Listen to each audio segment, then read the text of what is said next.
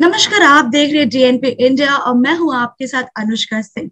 तो आज का जो ये सेशन है वो काफी स्पेशल है, एज वी नो कि 1 तारीख को बजट रिलीज होने वाला है और उस पर हम आज बातचीत करने वाले हैं हमारे 2 स्पेशलिस्ट से, जो कि दोनों चार्टर्ड अकाउंटेंट हैं। First of all, I would like to introduce you with both our guests. So we have Mr. Shiv Shir. Thank you so much, sir, for connecting with us. And CA PK Gautam. Thank you so much, sir, for connecting with us. So without wasting time, I would like to start this session. So सबसे पहले मैं आपसे जानना चाहूंगी, sir, मैं आपसे start करूंगी sir. CA PK Gautam, sir, what are your expectations from the budget 2023? Madam, ये जो सबसे पहली एक्सपेक्टेशन तो ये है कि जो सीनियर सिटीजन्स को गवर्नमेंट ने करा हुआ है कि 60 ईयर से ऊपर इन्होंने 3 लाख की एग्जाम्पशन दी हुई है और 80 ईयर से ऊपर जो है 5 लाख की एग्जाम्पशन है। इस एग्जाम्पशन को 3 लाख किया जाए, 3 लाख से बढ़ा के 7.5 लाख करा जाए और कम से कम 5 लाख से बढ़ा के 12.5 लाख रुपए किया जाए। और स्लैब में जो हमारा इनकम टैक्स का रेट के स्लैब्स है, जो 2.5 लाख रुपए तक की एग्जाम्पशन है, इसको एग्जाम्पशन को बढ़ा के 3 लाख में किया जाए। और जो न्यू स्लैब रेट है वो 3 लाख का टैक्स नील होना चाहिए, 3 से 7.5 के बीच में 10% और 7.5 के से 15 लाख के बीच में 20% और 15 लाख से अबाव 30% होना चाहिए।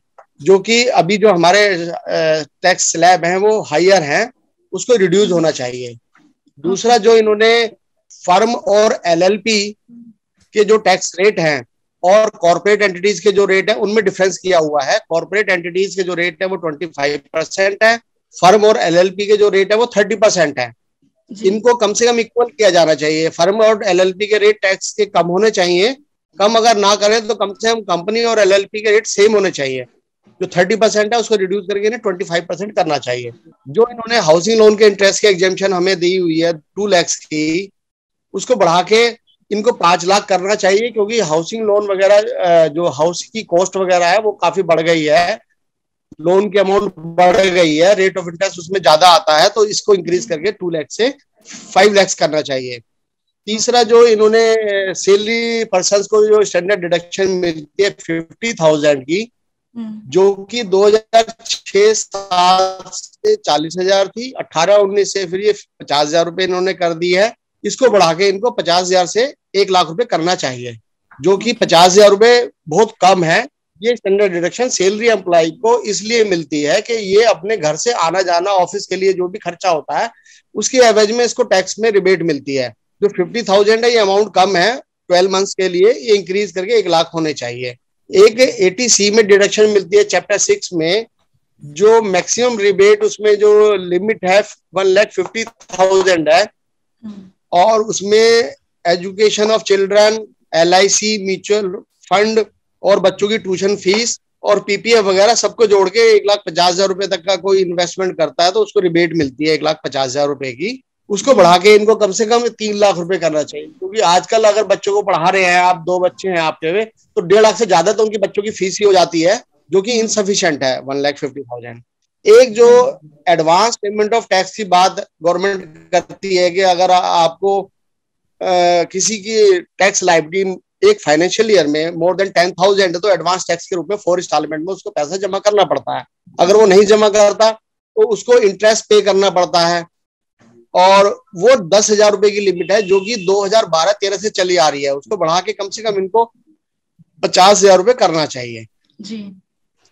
एक सबसे बड़ा जो मेरे को दिखाई दे रहा है, जो rate of interest on refund है। अगर हमारा पैसा गवर्नमेंट के पास फालतू चला गया, हमें उसे गवर्नमेंट ने वापस देना है, तो वो उस पर इंटरेस्ट का रेट देता है 6%। और जब गवर्नमेंट को SSC से पैसा लेना होता है तब वो उस पर चार्ज करते हैं 12%। तो ये डिस्क्रिमिनेशन बहुत ज्यादा है। 6% आप दे रहे हैं, ले 12% रहे हैं। या तो आप हमारे को इस पे SSC से 12% दें SSC को, या उससे जो आप चार्ज कर रहे हैं 12 उसको डिक्रीज करके 6% करें। Okay, maybe there's some network issues. I'll go with you. Agrawal sir, your opinion please. I think Gautam sir ने ज्यादातर पॉइंट्स कवर कर लिए हैं जी। फॉर द मिडिल क्लास, सबसे पहली बात तो क्योंकि फुल फ्लेज लास्ट बजट है सरकार का, अगले साल जनरल इलेक्शंस है, सो कहीं ना कहीं वो कोशिश करेंगे कि एक जो जनरल पब्लिक है, जो मिडिल क्लास कहलाती है, उसके लिए कुछ टैक्स में टैक्स रेट्स का रैशनलाइजेशन होना चाहिए. Standard deduction is a very good point, and definitely tax rates have not been revised for a very very long time. So there is a very very large scope for that. ATC, जैसे गौतम साहब ने again फिर से वही बोला कि ATC हमारा 1.5 लाख पर स्टैग्नेंट है बहुत साल से. जब तक वो रिवाइज अपवर्ड्स नहीं होगा, it's really not making sense. It's, if you look at inflation and other figures, it's been there for the same number for very very long time. Right. Again, coming to industry GST में चाह रहा है कि थोड़े से number of slabs कम हो जाए, जिससे उनके लिए एक सिस्टम आसान हो सके. सिस्टम में जीएसटी की compliances are very tricky these days. They want some simplification on that side also. Looking at the overall budget expectations, मेरे को यही लगता है कि आज एक general public is looking that more money is left in their hands. The tax rates are revised lower, the tax exemptions are revised upwards. Basic तो मेरे को यही लगता है. As far as industry goes, industry की तो अपनी expectations है. आज जिस तरह से हमारे पास input की cost बढ़ रही है, so वो यही expect कर रहे हैं कि हम या तो कुछ import में हमको कुछ exemptions मिल सकें, या PLI जैसी schemes में ज्यादा industry cover हो सके, जहां वो एक manufacturing में उनको एक advantage मिल सके. China +1 पॉलिसी जो है हमारी, वो काफी सक्सेसफुल है, बट मेरे को लगता है कि गवर्नमेंट को आगे और इंडस्ट्री को उसमें कवर करना पड़ेगा. Okay, moving ahead, Gautam sir, मैं आपसे जानना चाहूंगी, what can the salaried class expect from this budget? Any big tax exemptions on card? What you feel on this? Madam, ये एक्चुअली क्या है कि जब गवर्नमेंट को ना, हमारा जो कंट्री है वो डेवलपिंग स्टेज में है. जो कंट्री डेवलपिंग स्टेज में होता है वहां पर हायर टैक्सेशन होता है. और हमारी गवर्नमेंट को फिर अभी 2024 में इलेक्शन में जाना है. और ये ज्यादातर ये देखें आप, राशन वगैरह ये फ्री में बांट रहे हैं, तो उसके हिसाब से मुझे नहीं लगता कि ये बजट में कुछ बिग कुछ देंगे. कि सैलरी पर्सन को भी नहीं देंगे, ना बिजनेस पर्सन को देंगे. किसी को इंक्रीज करेंगे थोड़ा सा, किसी को डिक्रीज करेंगे. कुल मिला के ओवरऑल अपने कलेक्शन को गवर्नमेंट रिड्यूस नहीं करना चाहेगी. Okay, you're not expecting much changes. Okay. Agrawal sir, what's your opinion? मुझे लगता है गौतम साहब के पॉइंट्स में थोड़ा सा डिबेट करूंगा. अभी इनको डिमांड साइड थोड़ा सा मैनेज करने की जरूरत है, और अगर ये थोड़ा सा टैक्स अगर कम कर लेते हैं तो मिडिल क्लास की कंजम्पशन बढ़ सकती है, जिससे डिमांड साइड जो इश्यूज हैं वो रिजॉल्व हो सकते हैं. तो मुझे लगता है कि कहीं ना कहीं, और फिर वही बात है, आखिरी बजट है, आखिरी full fledge budget before the general elections, तो कहीं ना कहीं एक पॉपुलर मेथड होता है कि आप एक टैक्स रिड्यूस करिए, या you leave some more cash in the hands of the general public. That's a feel good factor they would want to carry into the 24 elections, क्योंकि इसके बाद इनके पास फुल फ्लेज बजट होगा नहीं. तो कहीं ना कहीं टैक्स डाउनवर्ड रिवीजन होना चाहिए. ओके, आगे बढ़ते हुए, moving ahead, I would like to ask कि what should the industry expect, startups and corporates? Agarwal sir, इस पे मैं पहले आपका ओपिनियन जानना चाहूंगी. कॉर्पोरेट्स में जैसे कह रहा था, PLI has been a very very successful scheme as of now. तो पीएलआई में कॉर्पोरेट्स का बहुत बहुत ज्यादा फोकस है, but they are expecting a larger number of industries to be covered within that. आज की डेट में China +1 is doing very well. उनको फोकस एरियाज देखने हैं उसमें. आज की डेट पे मेरे को लगता है जैसे इन्होंने अभी सेमीकंडक्टर पे काफी फोकस किया है. There is a lot of investment coming into that. Electronics में काफी कुछ हुआ है. So I think a larger industry play in PLI is expected. As far as startups go, आज हम लोग यूनिकॉर्न्स देख रहे हैं, बहुत डेवलप हो रहे हैं.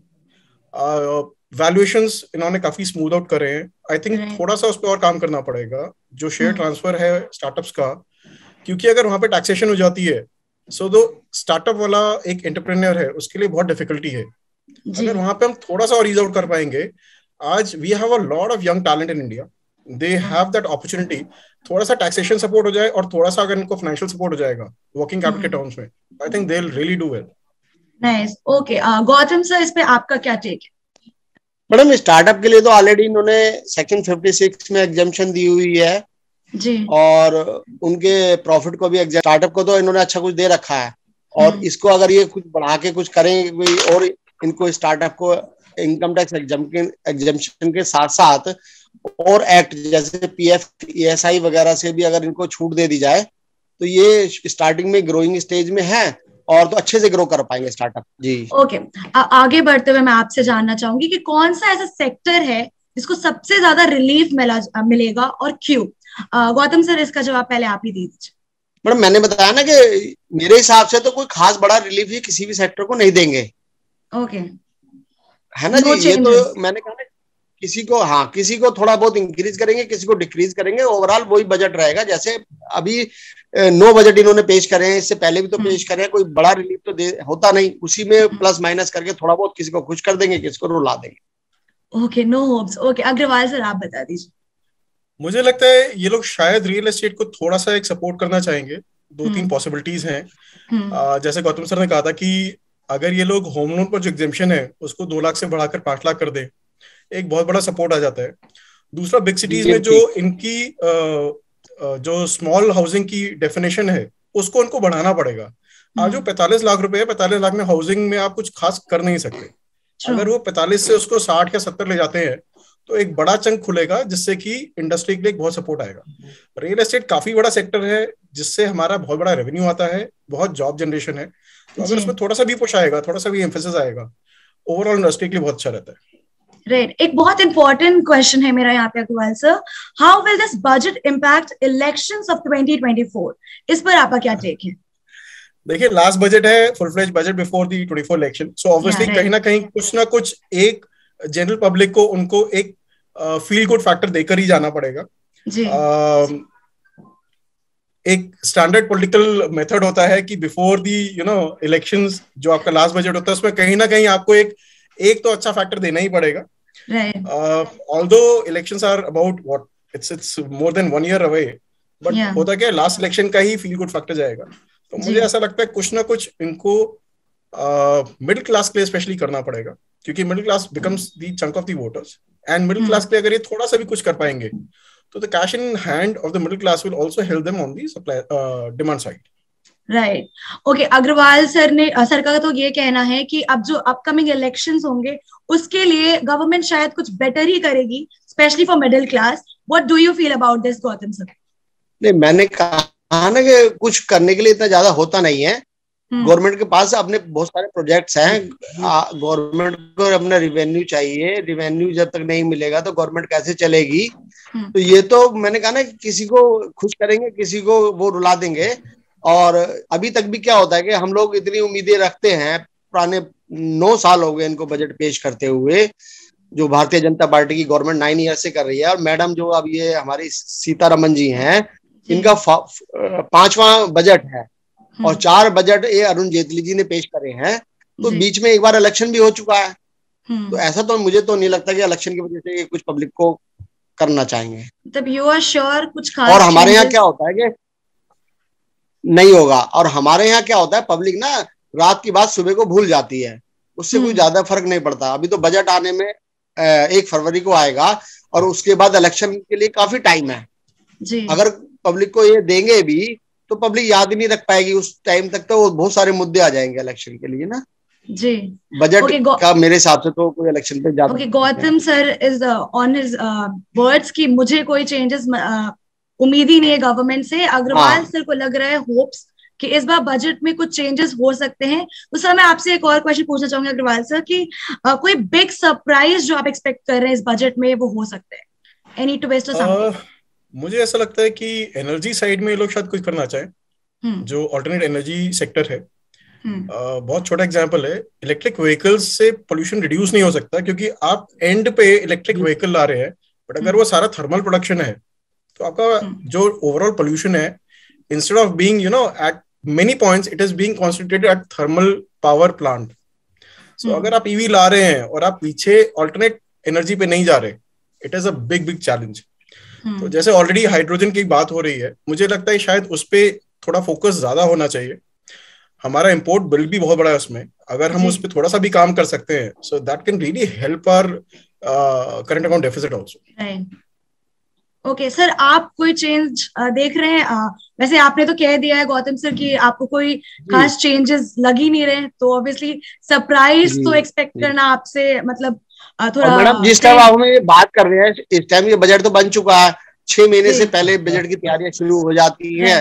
कल परसों में सबके सामने आ जाएगा वो बजट जी। Okay, so thank you so much both of you for giving your valuable time.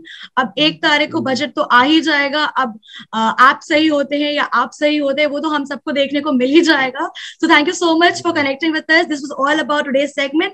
Thank you and keep watching DNP India.